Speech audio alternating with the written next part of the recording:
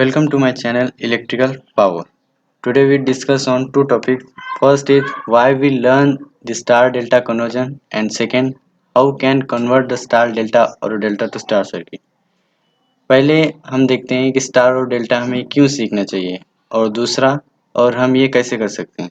तो इन दोनों ही क्वेश्चन के आंसर के लिए आपको ये वीडियो पूरा देखना होगा। तो चलिए स्टार्ट करते हैं। पहला है स्टार टू डेल्टा कन्वर्जन हम कैसे करेंगे। ये सर्किट पहला डेल्टा और स्टार दोनों ही सर्किट का कॉम्बाइन है, इसलिए मैं आपको रिकमेंड करूंगा कि आप यही सर्किट लर्न करें फॉर डेल्टा टू स्टार और स्टार टू डेल्टा कन्वर्जन। ये दोनों ही कन्वर्जन में आपको यूजफुल रहेगा। सो चलिए स्टार्ट करते हैं।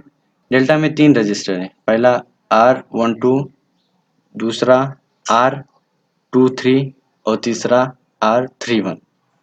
सो डेल्टा को ये R21 हम नाम इसलिए दिया क्योंकि ये डे स्टार के R1 और R2 तो इसको ज्वाइन है। ये देखिए फर्स्ट यहाँ सेकंड यहाँ और इसको और ये सेकंड R23 क्योंकि स्टार के R2 और R3 को ज्वाइंट है।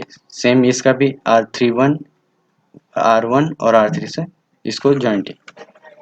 सो पहले हम फाइंड करेंगे R12 की वैल्यू। R12 की वैल्यू स्टार सर्किट के इक्विवेलेंट रेजिस्टेंस है। सो इक्विवेलेंट रेजिस्टेंस कैसा है, R1 into R2 plus R2 into R3 and plus R1 into R3। Simply ये लाइन से सिक्वेंसली पहला R1 2 फिर R2 R3 एंड फिर R3 R1। सो ये आपको लर्न करने में इजी जाएगा और डिवाइडेड बाय R3। तो ये R3 यहाँ पर क्यों है, क्योंकि ये जो R12 है ये देखिए R1 और R2 ये तो इसे ज्वाइंट है, यहाँ पे R1 ज्वाइंट है, यहाँ पे R2 ज्वाइंट है, बट ये R3 ज्वाइंट नहीं है, ये इसके अपोजिट साइड में, इसलिए हमने R12 के डिवाइड में R3 लिया। हम इसे ऐसे भी याद कर सकते हैं R12 में 3 नहीं है तो इसीलिए डिवाइड में R3 आ जाएगा। अब हम दूसरा देखते हैं R23। R23 को अब हम कैसे निकालेंगे। तो पहले हम इक्विवेलेंट रेजिस्टेंस स्टार का R1 into R2 R2 into R3 R3 into R1 same सबका वैसा ही रहेगा और फिर उसका अपोजिट रेजिस्टेंस स्टार का। तो ये इसको ये ज्वाइंट है R2, यहाँ पे R3 भी ज्वाइंट है, इसके अपोजिट कौन सा है R1। सो यहाँ पे हमने R1 ले लिया और सेम यहाँ पर भी 1 नहीं है तो इसीलिए डिवाइड में R1 आ गया।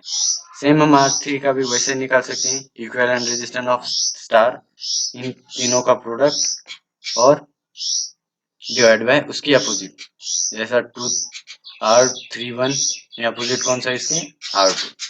तो सेम हम इसका R31 रेजिस्टेंस निकाल सकते हैं। नेक्स्ट, तो इसे हम याद कैसे रखें R12 और R23। तो इसको हम एक सिंपल फॉर्मूले में याद कर सकते हैं, इक्विवेलेंट रेजिस्टेंस इन स्टार वो कौन सा है R1 into R2 R2 into R3 into R1। ये हमारा इक्विवेलेंट रेजिस्टेंस हो जाएगा, इसका प्रोडक्ट का सम और उसका अपोजिट रेजिस्टेंस इन स्टार। अगर हमने ये लिया R12 तो ये देखिए ज्वाइंट है तो इसका अपोजिट ये आ जाएगा। तो इसी तरह हम इसे याद कर सकते हैं for star to delta conversion. अब हम देखते हैं डेल्टा टू स्टार कन्वर्जन कैसे करते हैं। ये हमारा डेल्टा हो गया, अब इसको स्टार में कैसे करेंगे। सो स्टार के तीन रजिस्टर हैं R1 R2 और R3। सो पहले हम R1 की वैल्यू निकालेंगे।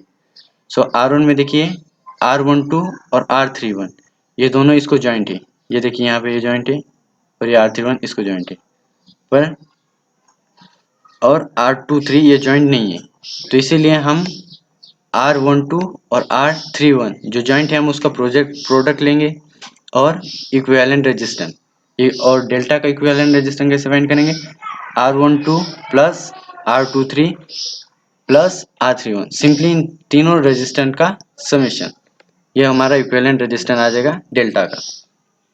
अब हम R2 कैसे फाइंड करेंगे R2, तो इसके R2 को दो रेजिस्टेंस कौन से ज्वाइंट है डेल्टा के, फर्स्ट R12 और दूसरा R23, ये हमारे दोनों R2 को ज्वाइंट है इस पॉइंट पे। तो हम इसका प्रोडक्ट लेंगे जो इसको जॉइंट है, जैसे R12 और R23 ये जॉइंट है, इसका हमने प्रोडक्ट ले लिया और इसका total summation. So same R3 भी हम निकाल सकते हैं, जो R23 ये यहाँ पे जॉइंट हो गया R3 को, और R31 ये यहाँ पे जॉइंट हो गया, तो इन दोनों का product divided by equivalent resistance of delta जो है R12 plus R31 plus R23। Next, अब ये डेल्टा टू स्टार कन्वर्जन को हम याद कैसे कर सकते हैं? जैसे आप ये फॉर्मूला हम यूज कर सकते हैं R1 R2 और R3 निकालने के लिए प्रोडक्ट ऑफ एडजेसेंट रेजिस्टेंस। जैसे हमें R1 निकालना था तो हमने R12 और R31 का प्रोडक्ट लिया और divided by sum of all resistance delta, sum of all resistance in delta. Delta के तीनों रेजिस्टेंस जैसे R12 plus R23 plus R31 हमने इसका समेशन ले लिया। तो नेक्स्ट, और दूसरा क्वेश्चन हमारा था why we learn star delta conversion, हमें स्टार डेल्टा क्यों सीखना चाहिए?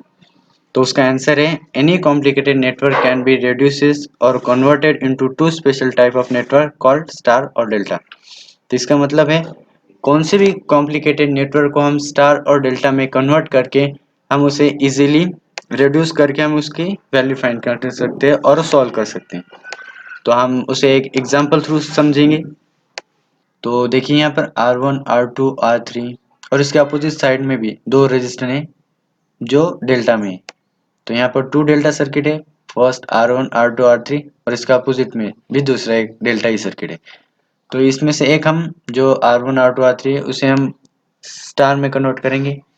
तो यहाँ पर देखिए हमने स्टार में कन्वर्ट कर लिया R1 R2 और R3। तो अब देखिए यहाँ पर R2 और X ये सीरीज में है और यहाँ पर R3 और Y ये भी सीरीज में है। तो सीरीज में हम क्या करते हैं, दो रजिस्टर अगर सीरीज में हो तो हम सिंपली एडिशन करते हैं। तो हम R2 और X का एडिशन की तो उसकी वैल्यू X मिल गई, और R3 और Y की एडिशन कर ली तो हमें Y मिल गया। तब देखिए यहाँ पर X और Y ये पैरेलल में आ गए।